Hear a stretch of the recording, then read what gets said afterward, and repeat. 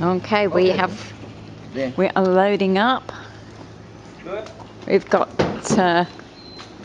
Espaldo is here, our technician en Numa, and we have Danielle.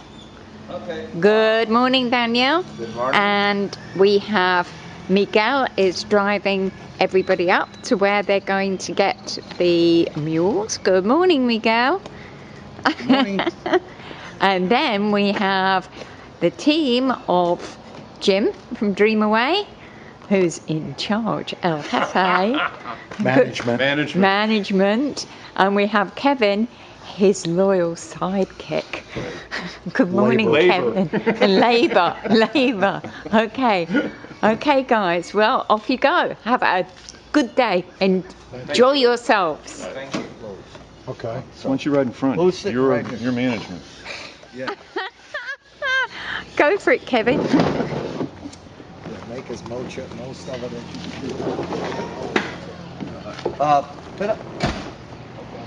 Are you Okay. going, Julia? No. Oh, no? No. I'm building a web page today. Okay.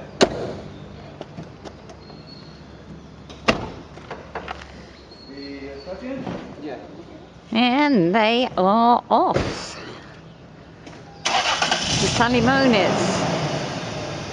20 minutes in the truck. 2 hours walking a mule. It'll be interesting to hear their story when they get back.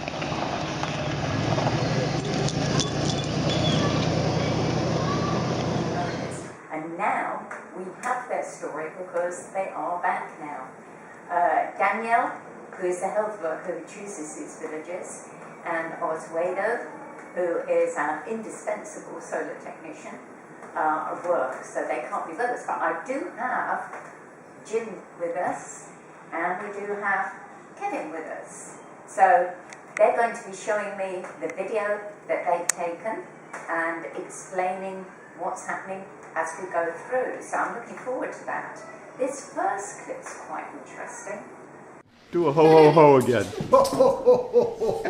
Santa Claus! Santa Claus!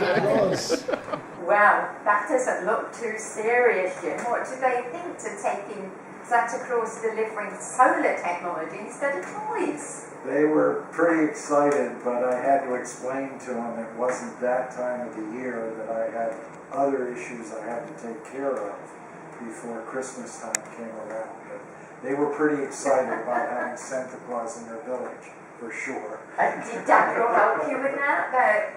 Sorry? Did Daniel help Yes, you he get did. that over? Oh yes, well, Danielle speaks Quechua, Right. and all the children were there and were asking him if Santa Claus was here, and he asked me, and I said, oh yes, and then I did the ho ho ho, and that convinced them.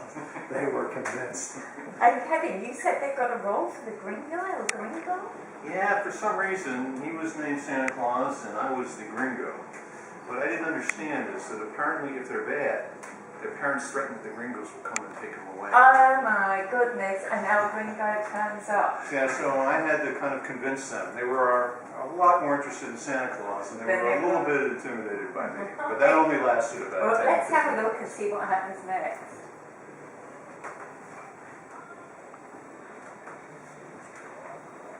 Well, just before we get to what happens next, I'd like to say just a little bit about Passage On, our organisation.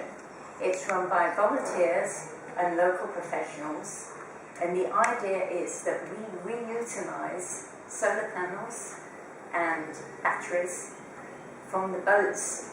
Here in the Rio Dolce, we have a large boating community, and although these things sometimes are not strong enough to still be used on the boats, they are good enough for the villages and to provide 4, 5 LED lights and the facility to charge a cell phone.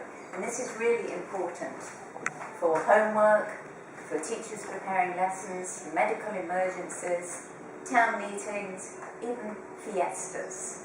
So that's the basis of our organisation. And we'll move back into the video now so that you guys can explain a little bit more to me. Right, this is the Google map And as you see, folks, as you're watching this, we're coming into Guatemala and getting closer and closer. And, oh my goodness, is that the actual village? Yeah, it's amazing to see the village pop out of what seemed like just a continuous forest. So on our trip up there, we had gone through both flatland, jungle mountain terrain, and then into a plain kind of where the village was. But it doesn't even look like a village. It looks like just dots. Was it quite sort of spread out? Well, apparently it was. I thought the central village had maybe 20 houses. It had the community village, it had a church, and there was, like I say, 20 houses, and the population that showed up when we did the actual installation, it seemed to match. But well, Danielle, I was talking to Danielle, that's our health worker today, and he says there's a population of about 200 and 30 to 35 children. Does that sound about right? I think children for Santa sure. saw all of them. Once the word got out, Santa was in town. They all showed flocked up. up, Right, and just one teacher. We only heard of one teacher. Yeah, I Unfortunately, understand there is. it was the teacher's day off, so we did Oh, not so you didn't meet actually get to him meet slash the her. teacher. Okay, well let's move on a little bit and see what happens after we've looked at the map. Oh, that's the lake in the background there? That's the lake in the background, and there's a beautiful stream Wow. that runs from the top of the mountain. And is that That's what the you're white, seeing. the Is white ribbon? the white line down there. So looking at this, Daniel didn't get a horse, I assume. We all agreed that we'd let the horses have a break walking across this stuff. Oh, right. So, Okay, so you'd actually got off at this point. and I'm not sure whether it was for the horses' sake or for our sake that we Right. did that, but Okay, so that's Jim mounting up. Oh, nice convenient stones. Yes. At the very Very bottom. professionally done. Oh, yes. Yeah. I'm from Texas, so naturally I have a cowboy instinct. Right. Just horses. Oh, is this your horse? that's my horse who's refusing to come down into the He's ravine. seen you. Right, I am from Maryland, and clearly horses know the difference between a Texan and a person from Maryland. So now you're where? We are starting the ascent, and most of it was made on this riverbed that you're seeing as we pass through the jungle. And there was a combination of flowing water, dry river, mud. There was steepness that I wouldn't have attempted by foot. These horses are just Good, Mark. Coping with. Why not? We're coming into crops and things now. We've now actually come through the jungle part of it. Unfortunately, we don't have a lot of footage. I was too busy hanging on to the saddle, and I was able to film. So it wasn't until we broke out into the top, which, as you can see, they have Beautiful view. cultivated. Oh, it was gorgeous. And Absolutely. the lake again. And these horses, I can't say enough about. Sí, Santa. Santa y Gringo. And Jim is coming down from. Why are you coming from a different direction, Jim? Well, actually, that's at the beginning of the descent. Oh, right. Yes, this Right, that's film. in there. Right. Yes. So the trip to the village, how was that, riding them? Exciting would be the word. Like Kevin said, this area, we've had a lot of rain earlier, actually late last year, and it had washed out this whole area, so the horses had to navigate the riverbed. The actual path where I assume they used to go had been washed out, so the horses So they had to picked their work way the through. dry, wet riverbed, depending Right. on where we were at any given time. And the horses were just fantastic. Yes, he just picked his way, very sure-footed. He So obviously have either knew where of you we were ridden going. before, you riders? I am not. I mean, I have ridden maybe as a kid Right. when I was at camp or something, but Right. this is the first time I've probably And been you on a did? horse in 30 years. It's been a long time ago. I Right. mean, I read one ride at Pam's farm, Right. but it probably been 30 years Before, since I've before been that. So I think the next part is you coming into the village. Let's have a look at that. What you're seeing here is the classroom. Right. Classroom slash communal building, which is where we were installing neon lights. And when we got there, there's a bell. When we came there, they rang that bell. And then the villagers all came out to meet us. And the little children were sitting with their heads up into the window looking at us. They said, not too sure about the Gringo. Santa was a big hit. The Gringo, on the other hand, it took a while for them to warm up. To get used to you. I think next, we've got some of the elements of the solar system. There's a central controller, which is what we're looking at right now. Right.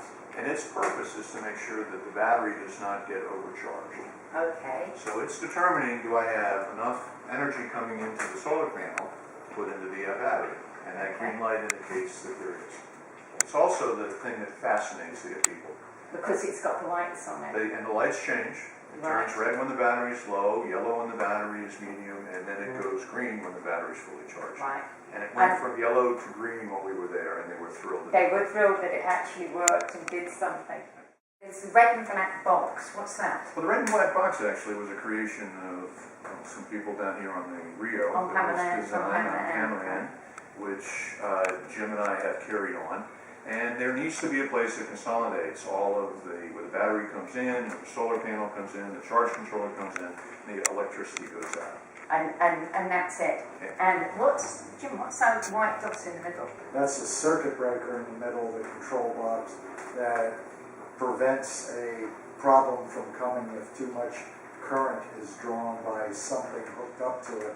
It pops and does then they not can allow. just press the button to restart it. Right. And I think I can see the battery there. That is a sealed lead acid battery, which should have 30 or 40 amp hours in it, which is a rating of the amount of time they can run the lights, which was a huge concern to them. They wanted to make sure that they could run the lights for more than an hour or so. Ah, and we explained to them that that is somewhat of a function of how many lights they turn on. Right. And how much sun they'd had the day before. Yeah. They seemed to understand. People were amazingly receptive. Right. They knew exactly what they wanted, they knew where they wanted things, and they were looking forward to having the thing installed. Right. And they were very curious as to the solar panel, how many watts it was. Which right. So they'd asked So the technical questions. some technical Yeah. questions.